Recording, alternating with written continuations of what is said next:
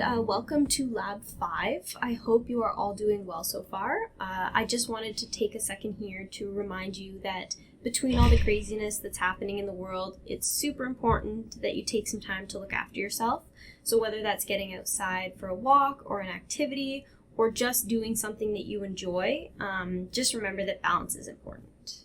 So with that in mind, we'll just jump into Lab 5 here, which covers plyometrics, core, speed, and agility. If you have some room or access to the equipment being used, definitely get up and give these activities a try. So, core stability and plyometric training have become common elements of training programs for both competitive athletes as well as just the general population. Core stability allows for the stabilization of the spine and trunk of the body in order to allow maximal translation of force outwards towards the extremities. Now, plyometric training is more dynamic and involves explosive strength-based training, but integration of these exercises theoretically begin with core stabilization by using more static exercises, which then allows for the safe and effective translation to plyometrics. Both core strengthening and plyometric training have demonstrated mixed but generally positive results for the prevention and rehabilitation of certain types of injuries. As stated in your lab manual, this lab has 4 key outcomes. 1. To gain an understanding of the mechanics and physiology of plyometrics. 2. To identify each phase of the stretch shortening cycle and the muscles targeted with each exercise. 3. To focus on proper technique for plyometric and core exercises. And 4. To focus on proper technique for successful speed and agility training. So now I'm just going to go over some background theory on these type of exercises. First of all, muscles contract in one of 3 ways during exercise. Isometric, which is a static position so no movement is visible. Concentric, where the muscle shortens. Or eccentric, where the muscle lengthens. Plyometric refers to a specific exercise that enables a muscle to reach maximum force in the shortest possible time.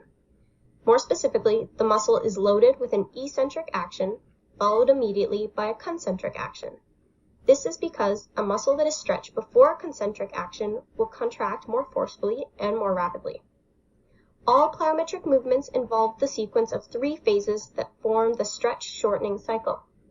The first phase is the pre-stretch, or eccentric muscle action. Here elastic energy is generated and stored. The second phase is the time between the end of the pre-stretch and the start of the concentric muscle action. This brief transition period from stretching to contracting is known as the amortization phase. The shorter this phase is, the more powerful the subsequent muscle contraction will be.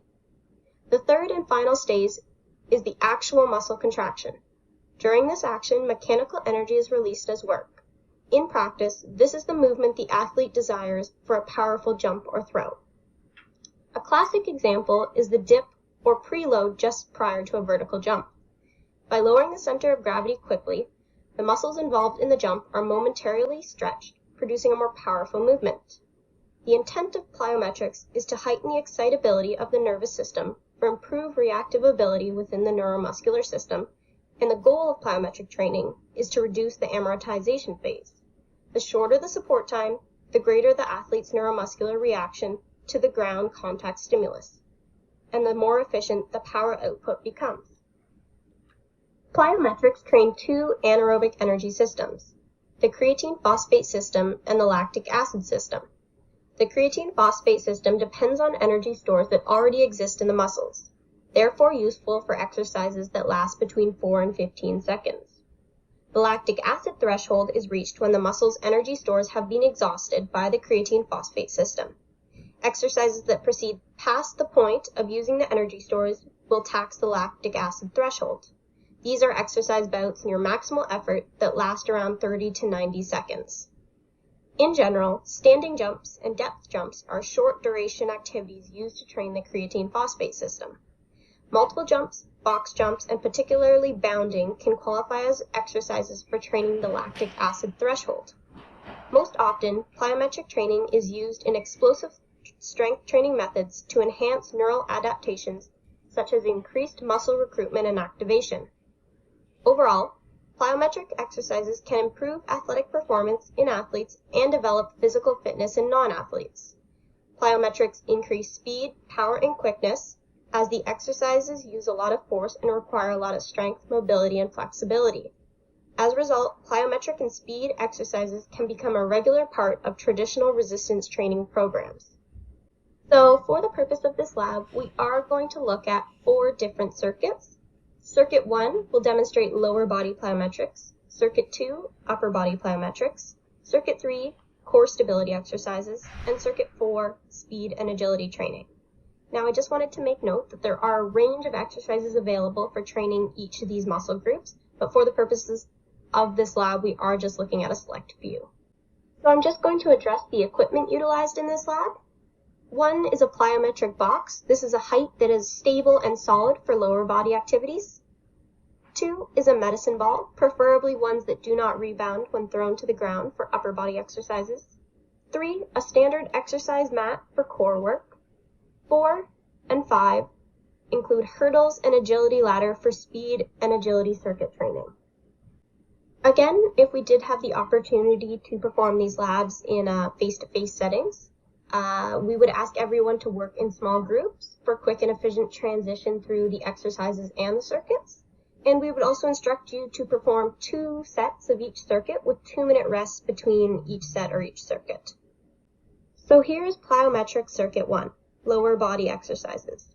This circuit consists of 5 exercises intended to tax the lower body muscle group. The video included demonstrates each exercise. Notice that no rest is taken between contacts. Exercises can also be graded in terms of intensity. The intensity should be proportional to the skill level and needs of the client. Number 1 includes squat box jumps. Number 2 is lateral box jumps. Number 3, single leg push-offs. Number 4, alternate leg push-offs. And number 5, depth jumps. So we are now just going to go through the video that describes the lower body plyometric circuit, starting with squat box jumps. In this demonstration, the athlete jumps up, maintains a semi-squat, and rebounds back down, and this activity is repeated on a hard surface. Second, lateral box jumps. This is a similar movement in which the athlete then goes up and over the box, moving in a sideways motion. 3 is single leg push-off. In this activity, the athlete pushes up, propelling force upwards, maintaining the same leg, then switching, repeating the activity again, driving opposite arm to opposite knee. The 4th activity is the alternate leg push-off. In this case, the athlete now swaps legs as she performs the activity, again pushing her force upwards. The last one is the depth jump. In this activity, the athlete waits to step down and rebounds up, again propelling force upwards. After watching the lower body circuit video, please ensure to complete this table by recording the type of movement and indicate both prime movers and stabilizer muscles involved in each exercise. So on to circuit number 2, upper body. This circuit also consists of 5 exercises intended to tax the upper body muscle group. All exercises have been demonstrated using a weighted medicine ball. This can include exercises such as sit-ups, side throws, standing chest throw, slams, and explosive chest pushes.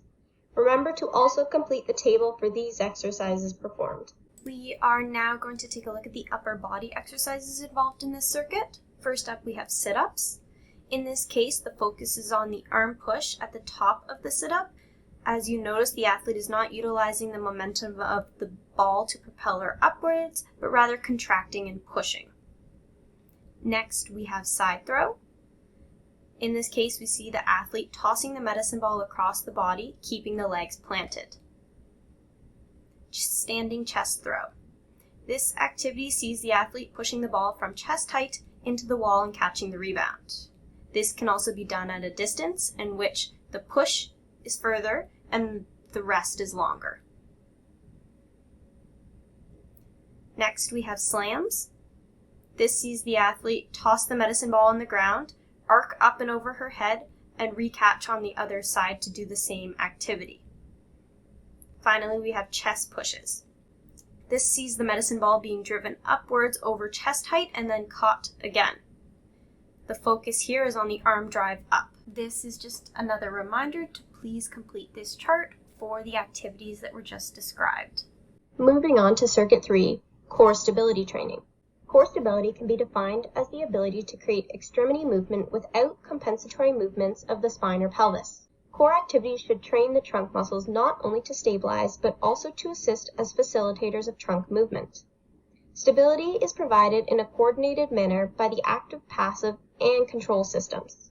Traditionally, this term encompasses muscles that enable the trunk movement and torque generation during physically demanding tasks. This circuit consists of 6 exercises intended to activate or work the core. This can include exercises such as the bent knee curl up, lying straight leg raise, the horizontal isometric side bridge, bird dog, push-ups, and the CAT-CAMEL stretch. Again, please ensure to complete the table for the exercises performed. We are now going to take a look at the activities involved in the core workout. So this first includes bent knee curl up. In this case, a sit-up is performed, but the back stays straight, the head maintains at a neutral position, and you lift about to that 45-degree mark. Next, lying straight leg raise. In this case, the butt and the back maintain contact with the mat as the legs are lifted overhead. Notice heels do not tap the ground or rest between sets. This can also be done in an alternating fashion in which one leg is dropped while the other maintains suspended in the air. Next is horizontal isometric side bridge. In this case, the athlete holds a side bridge position in which you can see that the shoulders are stacked and the chest is open towards where she is facing. Bird dog. In this case, opposite knee to opposite elbow are driven outwards and held for a few moments. It is then lowered back in and placed back on the mat. She then alternates to the other side, looking for that straight horizontal motion across her arm and leg each time. Next, push-up.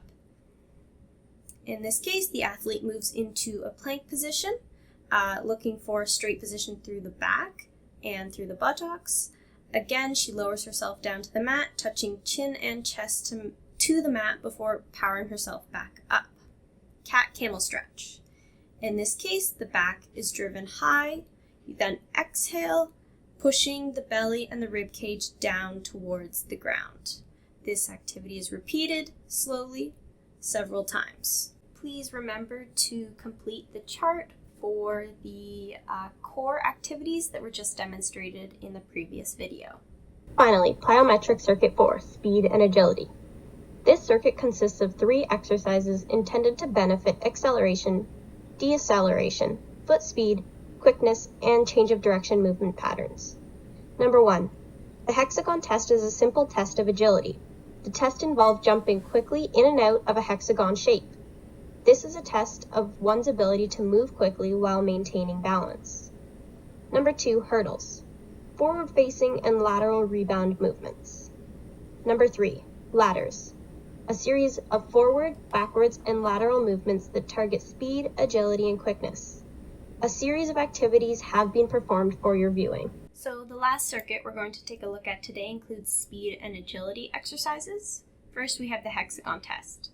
In this activity, we see the athlete rebound forwards and backwards as well as laterally through the hexagon shape. She completes this activity 3 times around before the timer is stopped. The next activity includes hurdles. This sees the athlete rebound forwards, double foot up and over the hurdles, as well as laterally up and over the hurdle. Next, we move on to ladder agility. This includes a series of motions including forward double touching, lateral double touch through the ladder, quick feet, high knees, forward single touch,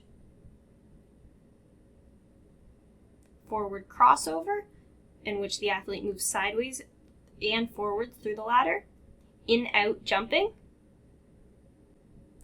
double zigzag motion, in which we see the athlete keep her feet and knees together as she goes through the motion. This is just a final reminder to please complete all the charts included in this lab report, including the results that we've provided for you here in this table. As we move to the end of this lab, I just wanted to go over the benefits and limitations of these activities. So plyometrics do improve power and speed. they do allow clients to build strength. The exercises can be graded in terms of beginner, intermediate, and advanced modifications. These activities do activate the entire body as well as select muscle groups, but proper form is essential as there is a high risk of injury. Many rebound movements can overstress joints. It is also recommended that recovery periods vary between 48 and 72 hours between plyometric training days. So finally, I'm just going to go over some key takeaways from today's lab. That is that plyometric exercises have three distinct phases, an eccentric, amortization, and a concentric phase that make up the stretch shortening cycle.